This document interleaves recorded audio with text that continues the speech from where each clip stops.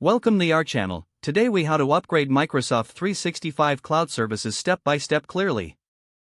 To begin, open your web browser and navigate to the Microsoft 365 login page.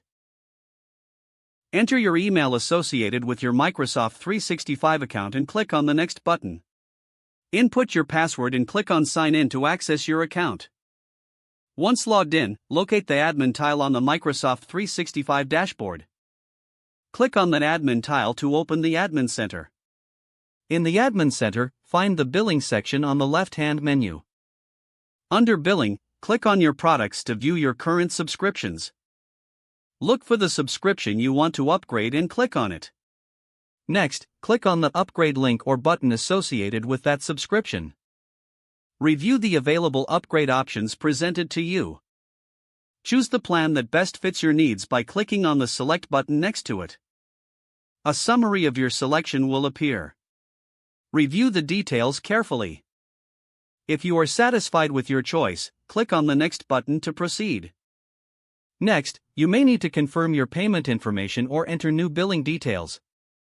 Review the payment method, and if everything is correct, click on Place Order to finalize the upgrade. After your order is placed, you will receive a confirmation email regarding your upgrade.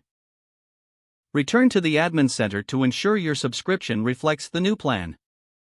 You may need to log out and back in to see the changes applied to your account. Congratulations, your Microsoft 365 Cloud Services upgrade is now complete. If the page does not load, refresh the browser or try again in a private or incognito window. Make sure you are using the correct email address, then retype it carefully to avoid small typos.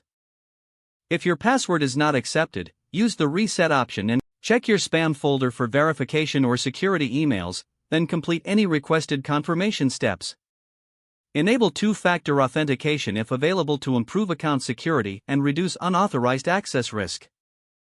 After signing in, review your profile details so your contact information and settings are accurate and current.